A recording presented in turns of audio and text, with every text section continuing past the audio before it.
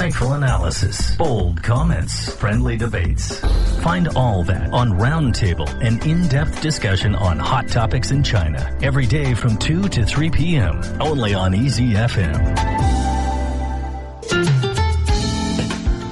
Good afternoon and welcome to Roundtable, coming to you from Easy FM every day from 2 to 3 p.m. My name is Xiaohua, and today we're joined by John Artman as well as Lynn J, who is a music education expert, and together we'll be talking about why is it that everyone should listen to a bit of classical music and what's their own benefits if they do that. You can join our discussion by sending us a WeChat message. 我们的微信号是 EZFM Roundtable， 在微信的通讯录下就可以点添加，然后通过微信号搜索到我们，也可以给我们发微信来参与今天的话题互动。You can also find us on Sina Weibo. Search for 轻松调频 Roundtable. That's us. So many people like to listen to music. Some even play a little bit themselves. And we're also living in an age with an abundance of music genres. But it seems that classical music no longer appeals to as wide an audience as before. But today we'll meet someone who has dedicated herself to music education, especially the revival of classical music among the younger generation. And here we have in the studio Lynn J. Welcome to our show, Lynn. Hello, thank you. And you're the founder and executive director of the Foundation for the Revival of Classical Culture, right? Yes, Is it correct. based in New York? Yes, the main office is based in New York. I see. But I know that your previous job and career path had nothing to do with music or music education. That's right. Yeah. Why did you decide to make this vast a shift? Because I think that a few years ago, back in 2007 and 2008, after working in finance for quite a few years, and this is during the great financial crash, and there's a lot of blame that were being thrown around. Some of it was governmental or lack of oversight on the part of the government, but also people. It's very obvious to everybody that people have to take responsibility too. The greed, people talk about why are everybody so greedy, why are everybody so short-sighted, and I believe that it's a cultural problem. It's a cultural problem of lack of development of the inside of the individual. Money simply. Or outlook of money only as the definition of value is not a sustainable proposition for the society as a whole. So that's why. Yeah. So I studied music for a long time when I was growing up, classical music, and somehow it brought me back to the realization that culture and classical culture, classical music is a great pathway for developing people from the inside. Yeah, I mean, that's kind of one of the questions that I have. I mean, so it's the Foundation for the Revival of Classical Culture. Right. What exactly do you mean by classical culture? I mean that along the line of what is Confucian, Platonic, is the Socratic method of, classical music, for example, is not simply just idiom. It's a methodology, a method of advancing human thoughts. It's a language. It's actually the most advanced of languages. Music is a physical language of thought itself, and properly taught, a principled approach to musical practice can do for human beings. I mean, it can develop in individuals, any individuals, a predisposition for mastering of great great physics, scientific ideas, and discovery of new scientific ideas. And when you say that music is a language and classical music is the most advanced of them, are you suggesting that it's somehow more advanced than the other musical genres, be it jazz or pop or or house or techno, right? Yeah. Yes, actually, it's kind of like it's like a spacecraft. Classical music, because what great classical composers actually always do is to advance language, because music is work in the realm of the spoken human language. Say a cellist from or a musician from Spain would play a piece of music differently than a musician from China or from England or from America. And when a composer composes, he has to compose within the idiom or the modality of that language. And so you're actually, when you talk about classical music and you look at, say, for example, the work of Bach, Johann Sebastian Bach, what he did was actually create a whole system of how to create more in a lawful way, though. Ideas and developing them as well. So when you look at what is special, one of the special features of classical music is the polyphony in music. You know, the many voices that come together in harmony and along the line of maybe one melody or maybe several, and that is a very advanced concept. It's complex, but it's a complexity which is completely physically lawful, and at the same time that it's something that the mind can understand. Now, that is not something, for example, you can do in jazz. I mean, they tried it, but it's not just not. You can't do it in that in the level of advancements that's been done in classical form. Or I mean, you can't quite do it in any other actually genre of music either when you think about it. And now if you think about how our universe works, or just look at our solar system and look at all the planets that revolve around around our sun, and how they work in harmony with each other. And that is there's a harmony to the universe, which is very complex, a higher order of action. But it's there, and that's reflected actually in the human discovery of the methodology of classical musical composition. And it is interesting. Now let's talk a little bit about the benefits of classical music, which many people have expounded upon in great lengths. But basically what we as common people hear is that it's great for you. Yeah. Babies can listen to it. Fetuses can listen to it. Everybody can listen to it, and good benefits. But what is the scientific basis of all these claims? Yes. People talk about the Mozart effect, which is why parents go buy the CDs for their babies to listen to. Now, listening to music is already classical music is a wonderful thing, and it's beautiful for the mind to experience. There's something a bit more to it in the practice of music itself, and there's been many studies, over 600 that's been done in the last 30 years, and these are peer-reviewed studies that not some opinion that were published, but articles that were published in peer-reviewed scientific magazines. And it's conclusively proven that, as one neurologist said, making music in group is the single activity, the only activity that engages every single part of the human brain. When a musician make music, it's the whole brain is engaged. The brain is like it's described as an orchestra.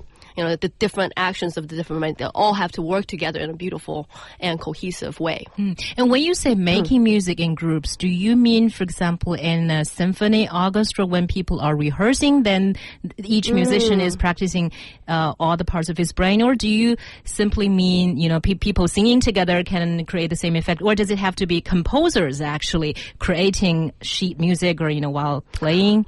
In this instance, the neurologist is talking about making music in group, as in singing together or orchestral music together. I mean, individual musical practice is already would already do great amount for the mind and for the brain.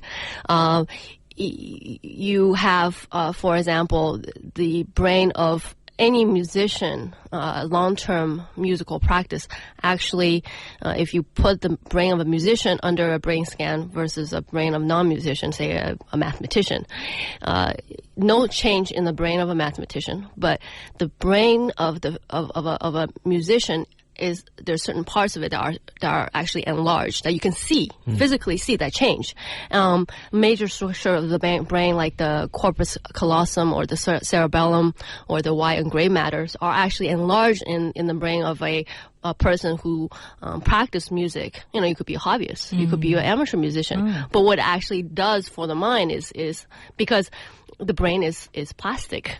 Is infinitely plastic, actually, and whatever happens to the brain, if the person is willing, will change their mind as well. in a most astounding way. Yeah, this is certainly most comforting to know because I practiced piano when I was a kid, Right. no longer continued, but then after That's why you're I so became smart an right adult. now. Yeah, I'm trying to say that. That's why I outsmart you, John. No, yeah, exactly. Well, I played trombone for 4 years in high school. Never really got that passionate about it, unfortunately. But certainly, I've always had a very strong interest in music in general. And I'm just thinking of like modern forms of music, especially like electronically produced music, dance music, anywhere from like EDM, IDM, techno, all these things where someone can produce music on their computer, for example. And there's a lot of parallels with that and composing and creating classical music that we saw from Bach and from Mozart. But the big difference there between someone making music on their computer and having to, actually, compose it and figure out different segments and different sounds that coming in at which time it can actually get very complicated. But the biggest difference is that there's no actual physical production, right? So they can compose, they can then play it, but there's not going to be someone playing an instrument. Yes, playing because the physical mastery of an instrument is a completely different ballgame. Right. When you're talking about, say, a person playing a trombone, you have to look at the score. You have to read the music, which is actually way more complex and difficult a business. Yeah, no, it's very hard. Right, and then you have to at the same time be intonating. For example, you have to be breathing. You have to be actually a lot of precision involved, right? Precise motor skill, a lot of the oral acuity that are involved in it. So there's a lot going into the whole business of making music. And the same thing for singing too, or for playing the piano or play the violin. All this, a lot of things, split-second decisions that you have to make, and you have to be listening to yourself making that the sound and be constantly self-correcting at the same time in order to see what you did right or wrong. Now, if you start making the music in group, you have to be listening to others, and you have to be coming together and in creating something that's whole. I think that's one of the reasons that I never really stuck with it. I think I ended up being tone deaf actually, and so when we were working I was in the marching band, and when we were working to tune, I would always be a little bit off, and my section leader always got mad at me. Yeah, it's good that you have a clear understanding of your musical abilities. Could be trained though to be better. You could train. Really? Yes. I don't think anybody's. There was a TED show, TED Talk a while back I saw, and it was very interesting because the individual said that nobody's tone deaf. And he said, well, if if you could answer your phone and know within 3 or 2 seconds that your mom is or your father is or your spouse is mad at you, then you are not tone deaf. So people cannot be completely tone deaf. There's always a way to bring that sense back. If you could speak a language, you should be able to distinct. I mean, some people have a more of a talent or for it than others, but it all can be trained. Yeah, all right. And we'll take a very short music break, and we'll come back with more discussions of how should people start picking up an instrument or listening to classical music.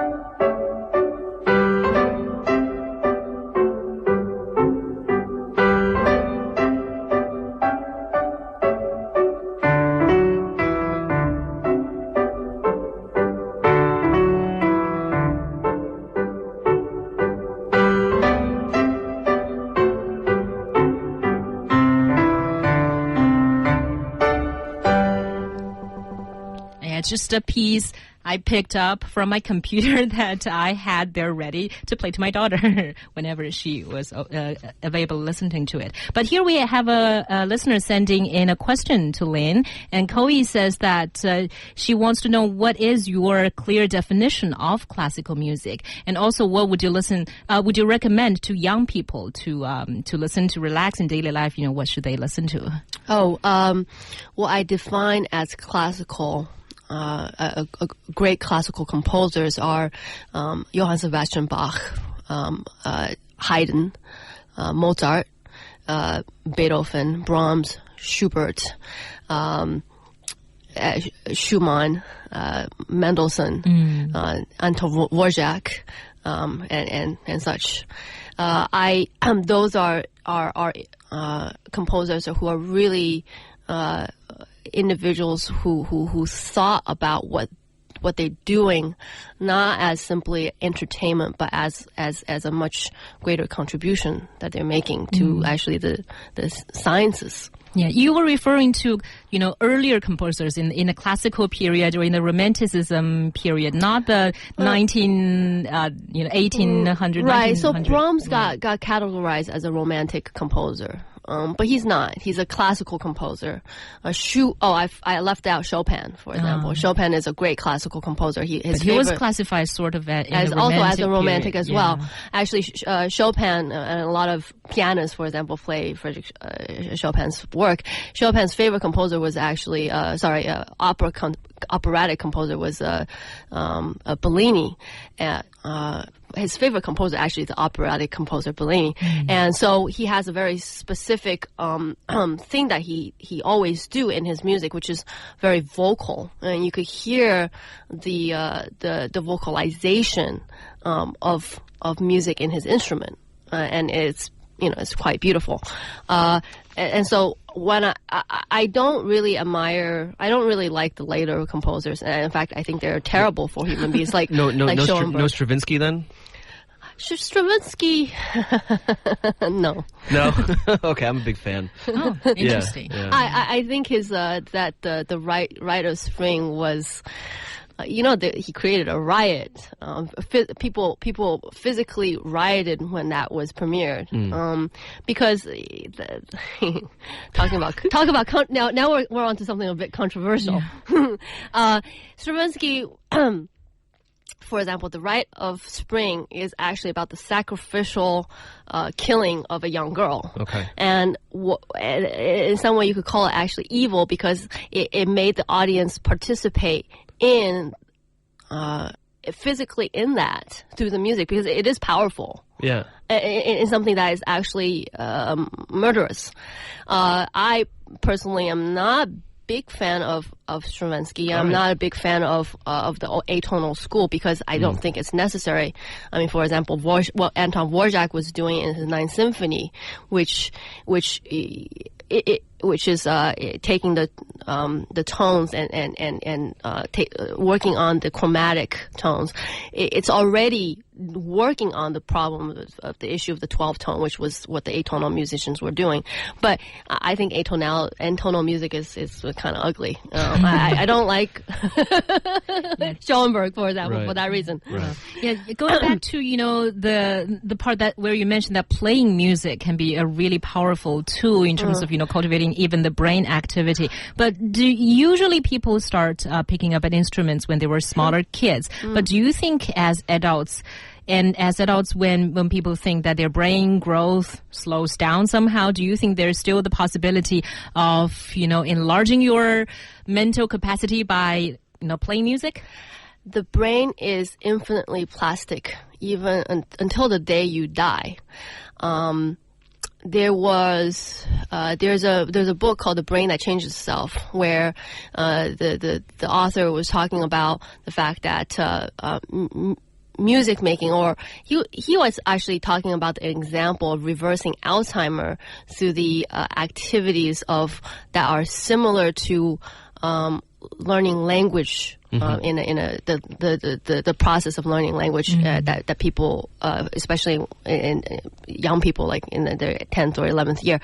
Now, so that the answer is that the brain is always plastic, and it's never too late to learn a musical instrument or attempt one. I think it would do a person great benefits to be able to do that because having learned, it's kind of like playing sports.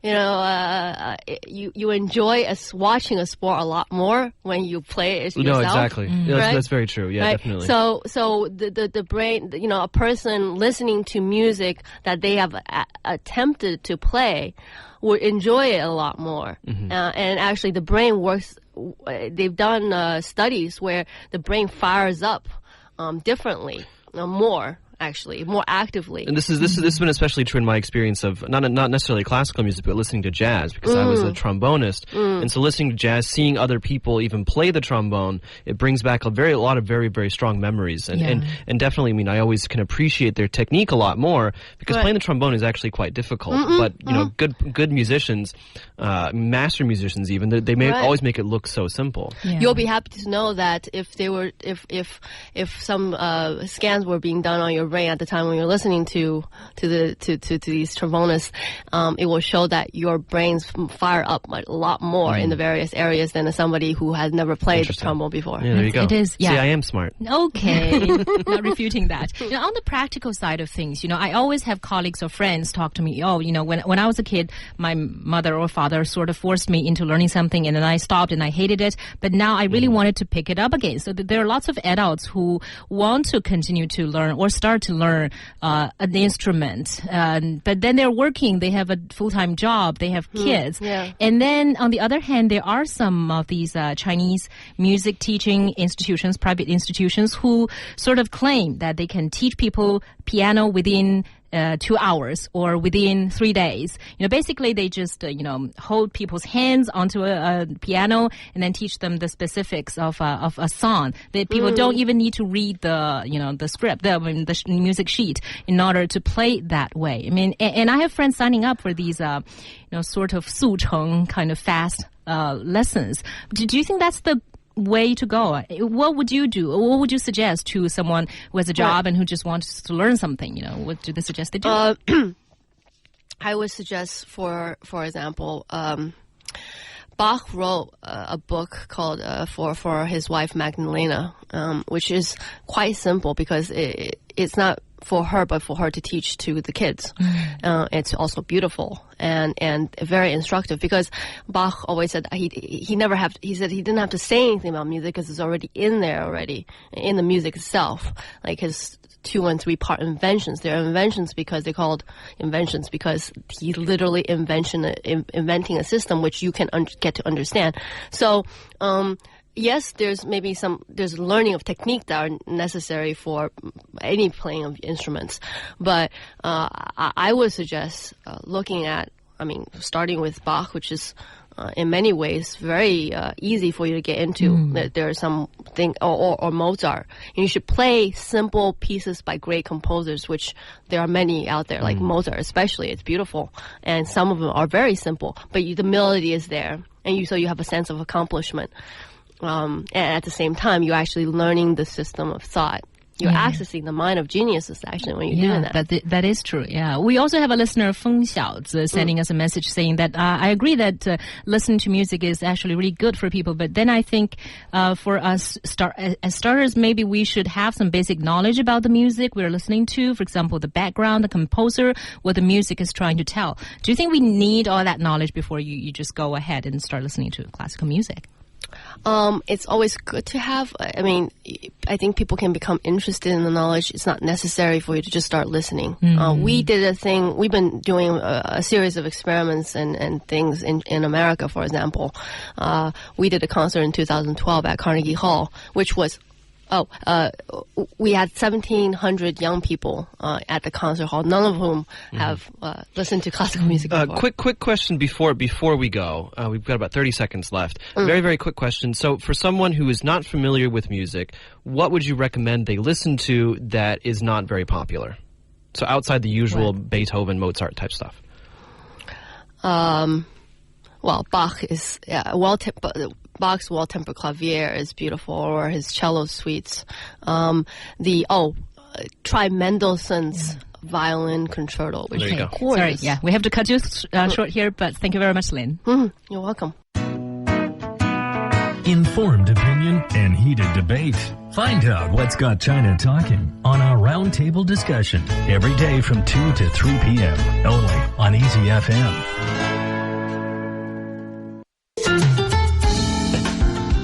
You're listening to Roundtable with me, Xiaohua, joined by He Yang and John Erdman here in the studio. Coming up, a celebrity appeared in court in his usual clothes while a corruption suspect was asked to wear detention uniforms. Why is it? And CNN published an article about 10 things that Chinese do better, including making pork dishes and pragmatism. And dumplings. And dumplings, Yeah, yes. which have pork in them. Yes. So do you agree with these things? We want to hear from you on the topics being discussed in our show. And teach their kids piano. That's not on the list. Well, that's not on the list. Yeah, it is. It is one of the things Chinese do best. Well, it's on the list? I can't remember. No, it's not, but you're right. But I am right. Yeah, that's right. Actually, one of the things, we didn't have time, but one of the things I really wanted to ask Lynn was, Xiaohua, you kind of said like how, your parents forced you into learning an instrument and you really hated it and you got really frustrated and then like you just kind of gave it up. Like I was just kind of wondering, if she had any tips or strategies of how to like get your kid to practice piano, violin, some musical instrument, but not hate it. Yeah. Right? I think that's probably really difficult to find an answer, even for the most advanced teachers. It's just sort of a painful and happy in moderate doses kind of experience. Well, I think, I have to wonder because it seems that then it's a bit of a throwback in a sense because like these days we try to make life so easy for our kids for the most part. Okay, yeah, you just have fun. You want to go to the dance class? Go to the dance class. You want to go to the art class? Go to the art class. You want to go to the piano class? Oh, you don't like it? Okay, fine. Don't worry about it. But if you want to learn a musical instrument, you do have to put in a lot of effort. You have to be committed to it. Yeah. That's true. But then I do think that there's an overemphasis on skills, which is important, but if it's being overemphasized, then things get boring. Yeah, I think now I want to sign my daughter up for a singing class. Oh, no. You took too much advice from our talk. No, well, I mean, because it's easier to convince her than to play the piano, and she likes singing already. True. And it'll have positive effects, so why not? Yes, according to Lynn, singing does the same. It's very same similar. thing as to playing similar. piano or anything. Yeah, and don't forget that you can join our discussion if you like by joining us on WeChat. 我们的微信号是 EZFM Roundtable， 给我们发微信就可以参与今天的话题讨论了。Also, you can find us on Sina Weibo. We are 轻松调频 Roundtable. So, former Nanchang University President Zhou Wenbin refused to wear a detention uniform during trial, and when his request got turned down, he took the uniform off anyway. Now, this aroused heated discussion as J.C. Chen, son of Jackie Chen, didn't wear a detention uniform on the court just a few days ago. 原南腔大学校长周文斌受审的时候要求不穿囚服，被拒后仍然是自行脱下，而几天前房祖名在受审的时候却没有穿号服，这种特殊的待遇引起了人们的热议。So, well, why was that? First of all. Yeah, well, first of all, it's obvious to see that there's sort of like two set of practices in how to deal with the accused attire in court, how they present themselves, and it seems like courts have a different view on it. And then, of course, on the other hand, I think when you have J.C. Chen, who's from a very prestigious, has a famous father, that kind of background, and people focus on did he actually got privileges to do so. But actually, I think the court just has a revised version of what's being allowed here, and it doesn't seem that all courts have gotten this update. Yeah, and it's interesting. It's not just J.C. Chen, but also Li Daimo when he was charged and when he got charged and actually was found guilty. He did not wear a detention uniform either. I think that, as He Yang said, the Supreme People's Court has even said that suspects do not need to wear these, and actually said that courts should stop requiring suspects to shave their heads bald or to wear the detention uniform.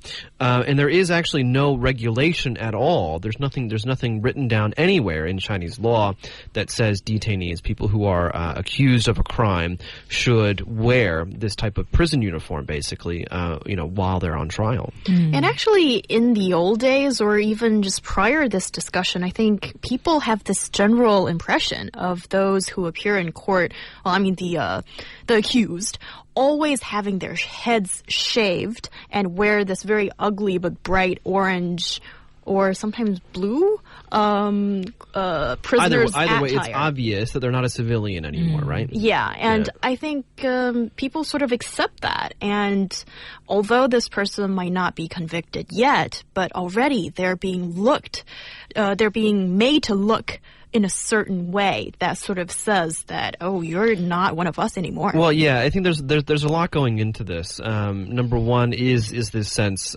within the way that law is practiced, especially criminal law is practiced here in China, that if you are accused of a crime, then you are guilty of that crime. When you look at the conviction rate in China, is like 99%.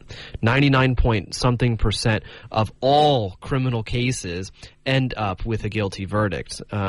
So I think you have to kind of keep that in mind, that once you are accused, it's very difficult to actually, in the end, prove your innocence. And so wearing this prison uniform is kind of part of that. But also I think, shaving your head is also a way to show contrition, saying that, I, recognize my crime, I recognize that I did something wrong, and therefore, you might end up getting a lesser sentence. I actually don't really think this has a direct link to conviction rates or crime rates all that much. I think it is definitely related to the assumption that in China that if you are accused of a crime, then you are guilty of that crime. I still, don't really see a direct connection there. But when you look at the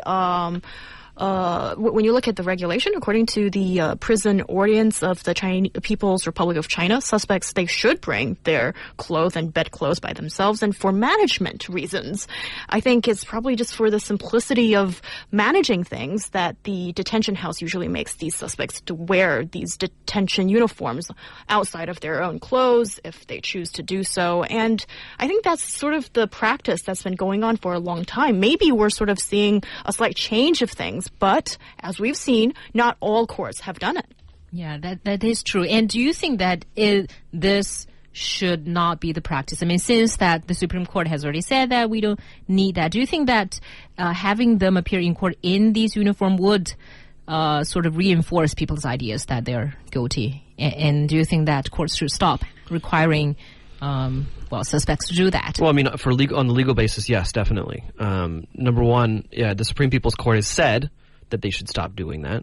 Number two, it is also infringing upon their rights, but by presuming their guilt before anything has actually come to trial, before any evidence has actually been presented before the judges as to their innocence or their guilt. And so I think that if we look at again the judicial prejudice against people who are charged with crimes, I mean, just taking allowing people to wear a suit or nice clothes, allowing them to actually present themselves as a normal human being, I think would actually be a small but significant step. Mm-hmm. I think that would reflect that there is a step forward to a more humane way of dealing with such things. And actually, when you look at previous examples, former high-profile officials or celebrities that had to appear in court, they rarely were asked to have to shave their heads or wear a detention uniform. And I think there has been some leeway given to them. And maybe there is this discussion that is it fair for what about ordinary people, right? But certainly I think we are moving in the right direction in the sense that the Supreme Court has already said this. Yeah, that's true. And of course, if the Supreme Court said this, then, all courts should follow, and there should be no exception to that. And it's Roundtable here with me, Xiaohua, He Yang, and John. CAN published an article about the 10 things that Chinese do better, including making pork dishes and pragmatism. Do you agree? Stay with us. You may have heard the stories, but you have not heard the discussion. I think the fact that his lawyer wasn't informed signifies a real problem. They're basically ineffective. And that's pretty sad for the Chengguan as well. When it's already made so difficult for them to find housing, and then you take this away from them, where are people going to live? Tune in to Roundtable, where no opinion is too harsh, no topic too sensitive. Roundtable, every day from 2 to 3 p.m., only on Easy FM. So CNN has listed 10 things that China does best in a semi-mocking, semi-serious article, I think. These include making delicious pork, indoor sports, pragmatism, calligraphy, and copying. Do you agree with those? Well, I have to say, when I looked at this list, these 10 things seem to be a bit random and sort of reinforcing already existing perceptions on what Chinese people are known to do. Yeah, I mean, I think one of the things you have to keep in mind that whether it's Time Magazine and like their top 10 influential people, whether it's Forbes Magazine with the best business people of the year or whatever, all of these lists are pretty random. I mean, in these editorial meetings, what the people who are in charge of this, they get together, a couple days before it's supposed to be published and say, "Oh crap, we don't have that much time. Actually, it's not that important. What was the list last year? Okay, that was this. Oh, I don't think that person belongs. I don't think that person belongs." And so really, it just ends up being a huge hodgepodge with actually very little internal logic to it all. And so in that sense, you can't really trust these lists. That being said, I think in general, yes, of course. This list is amazingly random. And yes, of course, it does enforce some stereotypes. But in the end, I mean, I think it's kind of interesting to see a media outlet that is usually not very friendly towards China actually showing its readers and its viewers that there are some positive sides, perhaps, or at least giving a positive spin to some aspects of Chinese culture. But, I mean, you have to admit it is true that China does have some great pork dishes. Yeah, and dumplings. And tea. And dumplings. Yeah. And calligraphy. Yeah. And pragmatism. And indoor sports. Yeah, but some of it makes sense. Some of it is sort of mockery. But, in terms of eating, in terms of, the pork making and the dumplings, it's a no-brainer. This is like saying the Italians make the best pizza, Yeah. Do they? I don't know. Do they? I don't think they do. Really? Chicago has great pizza. Okay. But when you talk about pizza, you automatically associate it with Italy? I don't. Yeah, I associate with exactly. New York City. Okay, well, Because you've lived there a long time. yeah, I guess I'm just more worldly than you are.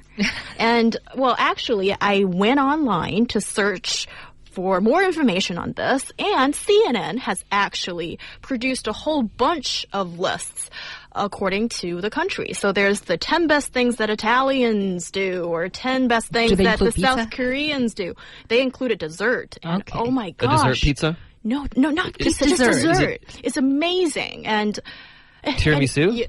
And all kinds of desserts. As you Oh, know, okay. that I love these things. I have a sweet tooth. But the point being made here which one is it? Can you show me which tooth? do you want to have a little examination Yeah, here? we can do it later after the show. Yeah. Okay, so Xiaohua should just leave the show to you as we do the Oh, examination. no, please don't. Okay, sorry about that. But no, And- but again, I mean, looking at the list itself, I mean, indoor sports, it seems kind of random and it seems kind of strange, but it's true.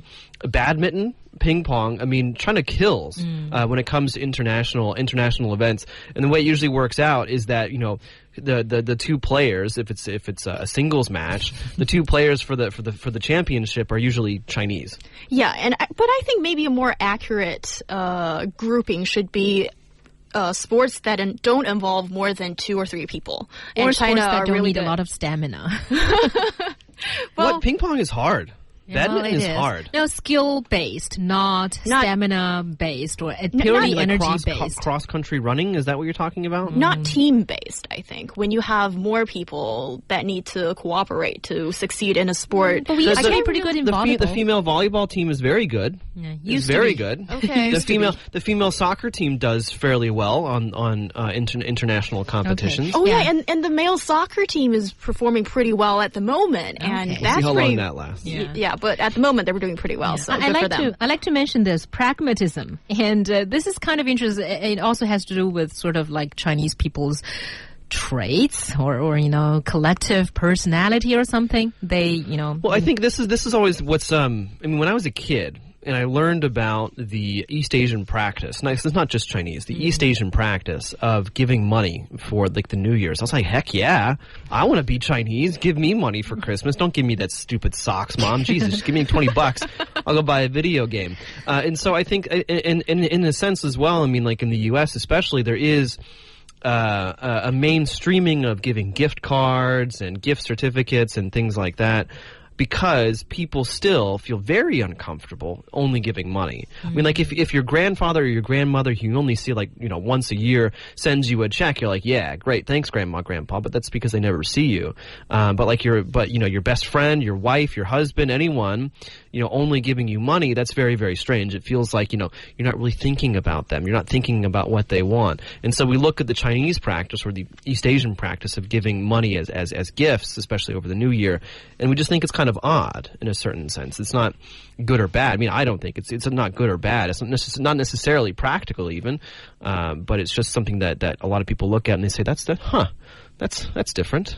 Right. Well, maybe that's just cultural difference. When Right. it comes to pragmatism, depends on how do you define it. Could it mean that it's just when people approach a problem, they use a very pragmatic or practical way of dealing with it? If we say it if we try to define it in such an abstract term, then I think there's a lot to shared between Americans Right. and Chinese people. Well, but one of the biggest stumbling blocks I've had with Chinese people, especially arguments with my wife, arguments with coworkers or other Chinese friends about getting certain types of things done, getting kids into school or getting paperwork done or something like that. It's just always a question of, this is how you do it. And so this is how we're going to do it because this is how you do it. But then I say, no, but we shouldn't do it that way because it's not ethical or it's not the most efficient way to do it or whatever. And they're like, but this is the way you do it. Let's just do it this way because this is the way it's going to get done. And so it's kind of that tension between should and actually doing something. I sort of understand what you're talking about, and this kind of reminds me of some of the accusations made against Chinese in terms of, whenever you can get things done, the approach is not that important, the end result is just important. Get it done. Yeah. Just get it done. Things like, for example, some Chinese people, when they're immigrating overseas, there were reports of, people having multiple babies because they want to get government subsidies, so that they don't even have to work and they can just comfortably live off the subsidy from the government. That, of course, some Chinese people. That doesn't sound, that's a strange story. Yeah, and that just reminds me of all those accusations made of certain people in the UK. Oh, yeah. That Eastern they Europeans usually. live on benefits by producing more babies. And also, obviously not something to hail for, but not something good. But also we see, cheating, for example. We talked about cheating earlier in the week. Cheating is very practical.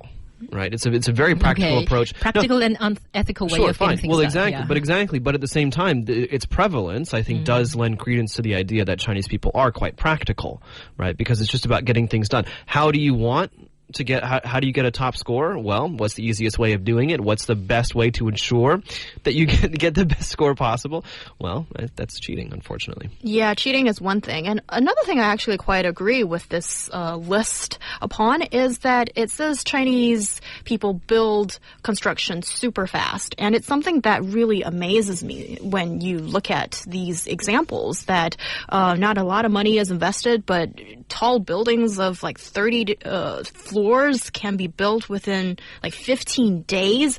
I mean, the result itself seems really quite amazing, but of course quality is something that we need to talk more about. Quality is a problem as well, but the thing is, what Chinese construction companies have at their fingertips that construction companies the world over did not have 20 years ago was prefabrication. And so what we're seeing more and more is like, they did it in 15 days, but that's because most of the big pieces were already pre-constructed, and it's like building a Lego house or something like that. You just got to make sure that all the pieces fit together properly. Like they weren't building it, all the way from the ground up, and then it took 15 days. It's not actually, unfortunately, how it worked. Yeah, so. And the rest of the list include getting to high places. So That's referring to mountain random. climbing. No, it's not. It's about the Qinghai Tibet Railway. Okay. Yeah, so it's just totally random. Yeah, this is random. Dumplings. Okay. Olympic opening ceremonies. Yes. Maybe. I think so. No, I don't know. The whole lip syncing thing was a bit too much for me. Okay. Well, if you want to... Olympic stadiums, I mean, the bird's nest is amazing. Mm-hmm. You got to admit. Yeah, that's true. And it looks amazing. You're listening to Roundtable. Okay. Let's move on, please. Yeah. Let's talk about sleeping late or staying up. As in a meeting with county government officials recently, Chinese President Xi Jinping advised people not to stay up, which aroused heated discussion. Basically, President Xi recalled his early days when he used to stay up late and get ill often. Then he used this example to suggest that people should not stay up all night. 12号上午，习近平在这个和县委书记研修班学员座谈的时候呢，回忆起自己担任县委书记时候的往事。他说自己当时经常熬夜生病，并且告诫大家不要熬夜。So this brings us to this whole topic of staying up. As you know, the president of our country has reminded us not to do so. But do you think it's a big thing? Well, the president said it, and the president rarely addresses issues that are not very much concerned with, I suppose, the macroeconomy or other serious stuff. So I think this is something that's quite interesting to see that the the president actually mentioned it. Well, first of all, this is not unique to China. We see that in the United States, in part due to the financial crisis and the worsening economy, in part due to the increasing prevalence of personal technology devices, people are getting less and less sleep. I think the average is like 6.5, 7 hours. And 7 hours is kind of okay, but really, and different people need different amounts of sleep, but on average, you want about 8 hours. About 8 hours of sleep is usually like the golden time. And so, we see this in the U.S., and we're definitely seeing this in China in part. Now, looking at its significance, I think, the whole China Dream thing was just maybe not random, but Xi Jinping was just making a statement to a reporter about something, and he mentioned the Chinese dream, and then now we see the Chinese dream everywhere, right? And so the fact that he is making this statement about sleeping, I think it's going to have a double effect. Number one, this gives officials and civil servants the excuse to not work overtime, because Xi Jinping says I can't stay up late, so sorry boss, I gotta go home so I can go to bed. But also, it might just bring more attention to local governments, especially addressing personal problems, addressing mundane problems of their people.